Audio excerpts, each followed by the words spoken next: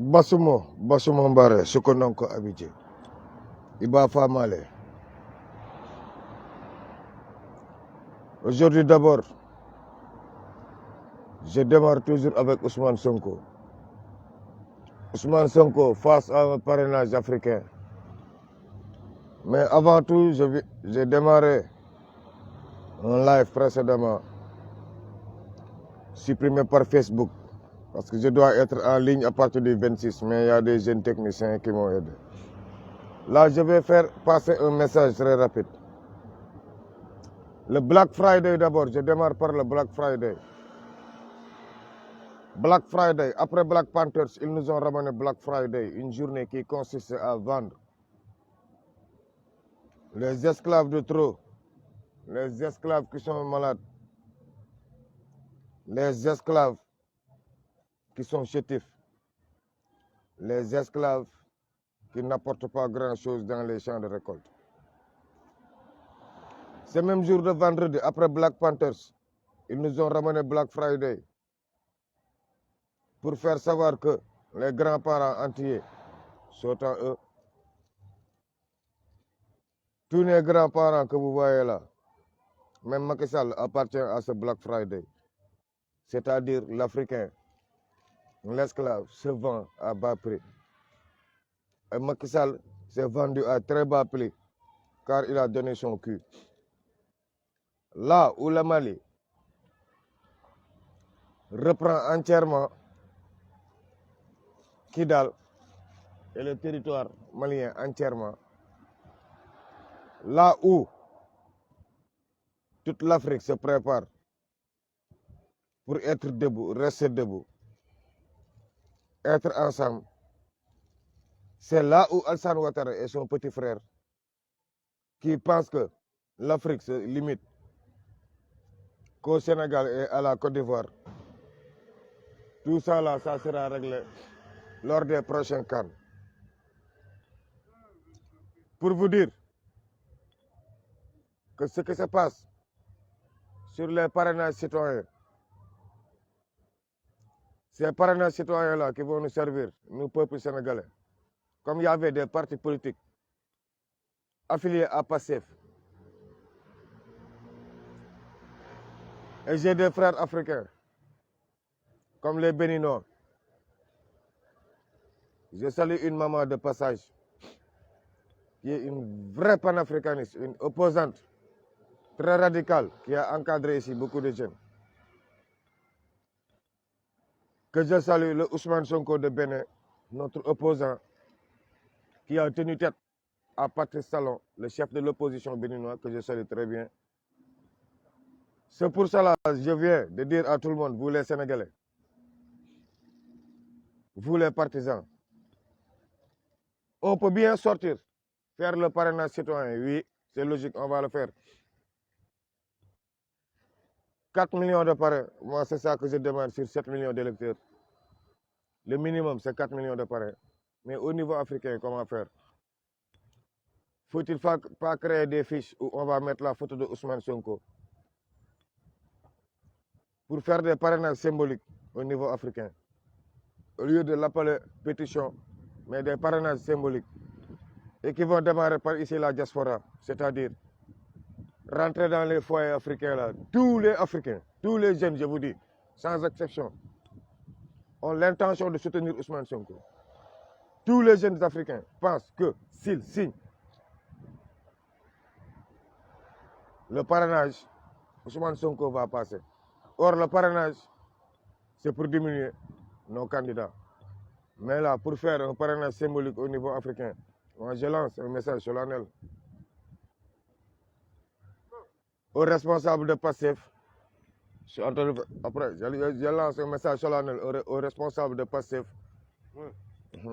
Aux responsables de PASTEF, là où je leur lance un message solennel pour qu'ils fabriquent des fiches personnelles, pour qu'ils fassent des fiches photo Ousmane Sonko, 5e président.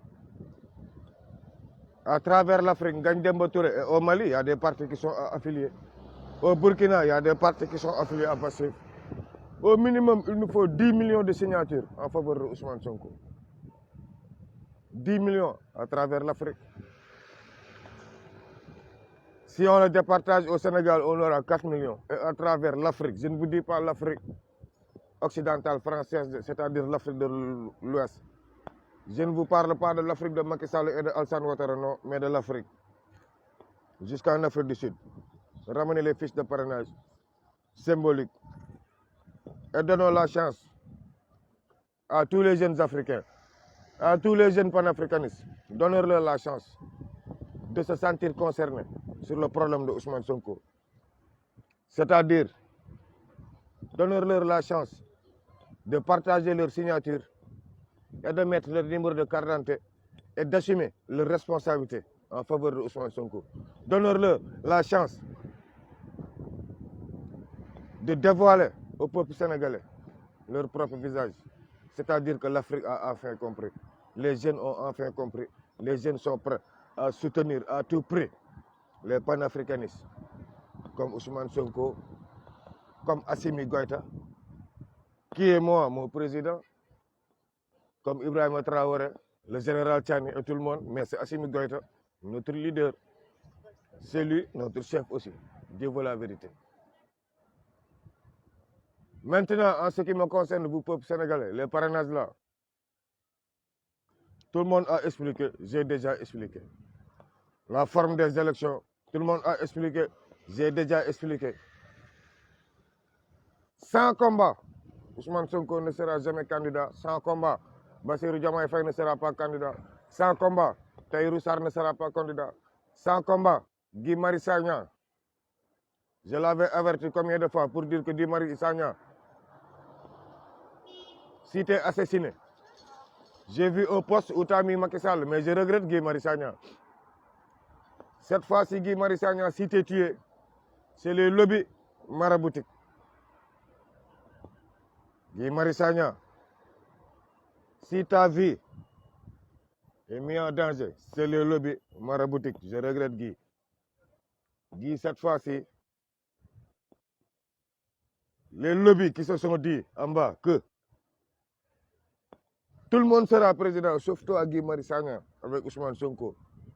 Parce que Guy Marius Sagna a deux problèmes. Premier problème, c'est un fils de la Casamance. Deuxième problème, c'est un chrétien, fervent chrétien. Donc là, tous les chefs religieux, raison pour laquelle moi j'ai bien compris pourquoi c'est toi-même qui as fait la déclaration sur la 111, j'ai tout compris. Maintenant, voici. Tu veux la paix, ils ne veulent pas la paix pour toi, Guy Marius Sagna. Maintenant, il va falloir que tu prennes tes responsabilités. Chacun va s'assumer. Chacun va prendre ses responsabilités. Sans combat, vous ne serez jamais candidat. Sans combat, vous serez toujours traité comme les Black Friday au lieu de Black Panthers. Or, Ousmane Sonko, c'est un Black Panthers. Il ne fait pas partie de l'événement événementiel des Black Fridays. Non. Peuple africain ici demain, les patriotes sont à Saint-Denis. Ils vont venir vous voir. Ce n'est même pas la peine de demander. Ce n'est pas la peine de regarder les photos.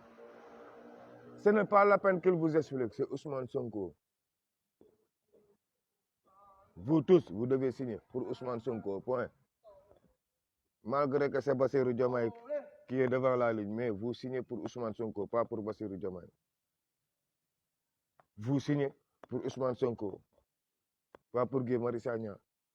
Vous signez pour Ousmane Sonko, pas pour Tahirou Sarr. Vous signez pour Ousmane Sonko, pas pour Mimi Touré. Vous signez pour Ousmane Sonko, pas par les gars du système. Donc là, soyez prêts. Soyez prêts. Et vous, les responsables politiques, je vous demande à partir d'aujourd'hui, les anti-systèmes là, faites un bloc. Sonko, si quelqu'un vous dit, il va bien. Moi, je ne suis pas dans les manipulations de l'information. Il fait son support, il fait... Je ne suis pas dans ces manipulations. Sonko, il va mal. On ne sait pas si c'est le découragement. On ne sait pas s'il est malade, on ne sait pas, mais il va mal. Voilà. Physiquement, quelqu'un qui est en prison ne tient pas debout. C'est que Dieu veut la vérité. Moi, personne ne va me faire foutre la merde. Physiquement, quelqu'un qui est en prison depuis tout ce temps et puis qui n'a rien fait, quelqu'un qui qu'ils ont mis en prison sans reproche. Et puis vous voulez quoi? Qu'ils se portent bien et puis on vous dit que non, les gars, soyez sérieux. Le gars, il va mal. Pour le sauver, c'est simple. Le combat. Rien que le combat. Pour clôturer, ça je le demande, je lance un appel solennellement. Le vendredi passé, on n'abandonne jamais une guerre. On était sorti pour faire une guerre. Il y a certains leaders de Pastef qui ont très mal communiqué. Et actuellement, qui commencent à nous coûter cher. Depuis lundi, je suis ci ay wutum avocat. Dama yéeg ak wàcc ba sonn wutum avocat yu metti kenn du fomb xeex. Amadou Ba, xawma loo def.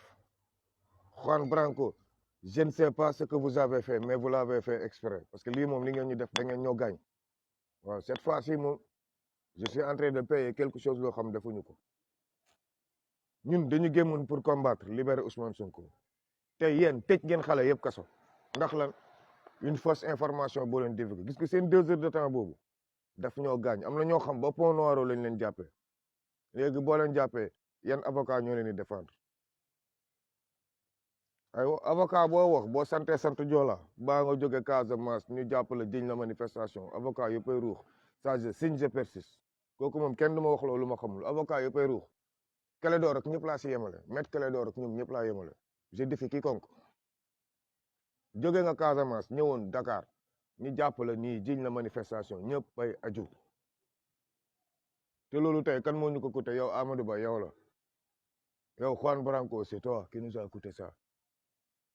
Entre vendredi et tey xam nga ñu ngi ñaata arrestation plus de 160 arrestations pourtant ñu ngi génne ñu naan Diop Taïf est sorti yéen ñëpp ngeen di jubile diw génne dañuy wàññi prison bi pour dugal ñeneen non Sénégal moo bëri ay cons battants vous êtes des cons mais vous vous battez bien man loolu ma jàqal ci patriote yi dafa bëri cons mais très battants quand même ndax ñu ngi si terrain bi di fecc di tëb di dal di signé lu ñu xamul mais signé leen rek comme Sonko la ñuy signé nañ signé. Patriote yi problème am na de jàpp nañ combattant type yi lañ jàpp ay Baye Fall déggantaan lañ jàpp man surtout ñu këf Pont Noir moom ça me fait mal parce que ñun moom bu ñu leen fa këfee rek dellu moo tax ñu këf leen kenn du fomm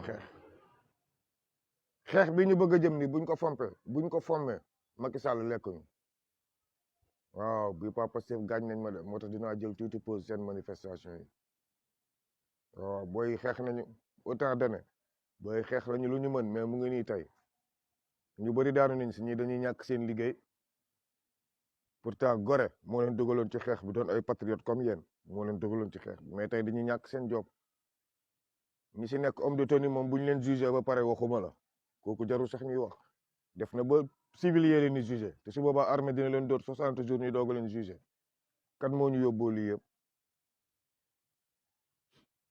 du ma leen nëbb de may ay parrainage ak yëpp yéen a ko tal man xam nga lu ma tal ni c'est may groupe de combat xam nga lu ma tal ni avocat yi fay samay avocat xam nga lu ma tal ni jéem a génnee samay boy ci tuuxi doona gi ñu nekk bëri la naa si de su ma ne bii paa bëri léew ma rek waxuma dëgg maa doon bàkku naan dese na ma lii mais bii paa li ma dese si néew ci combattant jotatum leen téléphone entre vendredi ak vendredi lépp ci une petite fausse information qui nous a coûté excessivement cher c'est grave Sénégal da ngay xeex ba fin temps ay dëmm ñëw yàqal la ko te ñoom leneen moo leen tax a jóg te moment yi loo mënti wax rek ñu la ba dem leen ni bàyyi ngeen ba lépp leer seen kanam ngeen ñëwaat ñu mbëkkante waat saagante ndey fu mu yem neex li mu leen wax mooy bu ñu xeexulee Sonko du bokk Bassirou du bokk Amadou Ba du bokk Macky Sall si boppam le 31 décembre mooy ñëwaat ne leen comme dëkk bi da ngeen yambar ndeyam nangu leen jiita dara man damay diriger waat sama parti quoi ndax dëkk bi gisuma fi góor moo tax élection boobu pour muy clair gis ngeen xam nga lu ma metti di ngeen soxla Jiji pour di ko yónnee xaalis pour Jiji di ñu renforcer ci combat bi mu tël leen c'est ça qui me fait mal moment bi yéen ñii toog di parrainer yéenay xëyaat ñëwaat nañu génn leen xeex gaaw ndax yéen talu leen xeex fecc ngeen tal fo re taaxuraan parrainé bindu seen kayit yéen loolu ngeen di dund ñun nag combat la ñuy dund kon bokkuñu idéologie bokkuñu philosophie mais billahi yéen di ngeen woote waat ne génn leen xeex gaaw sinon élection du am 2024 di ngeen woote waat génn leen xeex gaaw ndax rey nañu Macky Sall di ngeen woote waat génn leen xeex gaaw ne ndax dëkk bi kenn xamul fu mu jëm je vous avertis nag de jënd leen seen denrée de première nécessité gëm ngeen ne élection day am no yaa ngeen bàyyi Ousmane Sonko ci biir kaso bi gëm ne élection day am kon daal li wax Sonko waxoon France 24 ki yëpp daal nekkul dëgg yéen a waxul dëgg mais du ñun ñoo du non négatif yéen a waxul dëgg man du ma nit ko dul kuy wax waxeet ngeen dugal ma ni jàpp samay boy ma damay former yeneen groupe may leen ma tuuti rek lu ma si metti ay togg añ ak yóbbu seeti prison dina fekk te man du ma ñemee seeti kenn ko seeti ñu rey ko ku ma yónnee añ ñu tëj ku ma yónnee añ dañ koy jàpp d'abord ki yóbbu añ dañ koy jàpp ba Ziguinchor dañu arrêté samay boy ba biir Ziguinchor ba Bignona ça m'a fait excessivement mal moo tax temps yi amatuma sax envie wax ni live j'ai plus envie ndax su ma waxee mun naa wax toj te comme dañuy toll si parrainage tollooguñu fi ñu nekkee candidat mais bés bu ñu nekkee candidat nag di ngeen xam ne Ousmane Sonko rek a fi set pour clôturer benn bi laa leen wax l'islam terewul rey nit moo tax man rey yi ñuy rey ni laajal ñi may woo si suuf ñu bëri dama la naan waaye on s'en fout de ça c'est des raisons d'état moi je passe l'islam terewul njaaloo terewul sëriñ bu kat terewul yonent bu kat terewul waliw bu kat l'islam terewul loolu xam nga l'islam lu mu tere fen te Sénégal fen la ñuy dundee leçon boobu laa leen jox tey l'islam terewul dara fen la tere te Sénégal fen la ñuy dundee Macky Sall si fen la ñuy dundee fen la ñu tëjee Sonko fen la ñu fas yéene defee rey nii Sénégal fen la ñu tegee Sénégal depuis suñu tarixa yaag gëmloo ñu ne tarixa yi diine la kii fekk dara tarixa yi ak diine ay démembrement la bokkul gëmloo ñu ne suñu mag ñi ni nii ñoo téye Sénégal faux gëmloo ñu ne suñu mag yi ñoo ñu jox élection faux loolu kese man daal laa xam ne yonent bi tere na ko mais ay bokkaale xoola Sénégal fen fu mu commencé ne la bul bokkaale yàlla boo bokkaale yàlla safara nga jëm faux boo reyee nit safara nga jëm faux boo katee jabaru jàmbur safara nga jëm faux boo katee jabar kat doom faux l'islam fen la tere fen te Sénégal sëriñ seeg commandant yeeg commissaire yeeg président yeeg jabaru sëriñ seeg ay da jàll mu neex meeg bajo bu changé bi daf ko bajo poupée ñoom ñëpp ci ay duul la ñuy dund Madiambal Diagne le douleur national Cheikh Yérim la duulaan ngeen bëgg ne Sénégal dëkk jullit la rey leen ndayu ñëpp fii dinañu am ay mort pour ñu fal Ousmane Sonko mu leen di neex mu leen di naqari mu leen di neex laa la wax mu leen di naqari y aura des morts mais y aura pas d'élection sans Ousmane Sonko en 2024 kooku moom sama bakkan laa ci gar jaral ma jël avion ñibbi y aura pas d'élection sans Ousmane Sonko billahi y aura pas d'élection sans Ousmane Sonko kooku garantie yu leer laa ci am amantewuma ci garantie y aura pas d'élection sans Ousmane Sonko su ko non ko abidé basuma mbare mani fii nag temps yi di ngeen ma jéggal de ndax sam booy yaa ngi ci prison bi man ñi ma doon xeexal ñu ngi ci prison bi ñi ma doon waxal ñu ngi ci prison bi Amadou Ba yaa sacrifié booy yaa Juan Branco ak seen fausse information de merde bi rey ngeen booy yëpp daaneel nga leen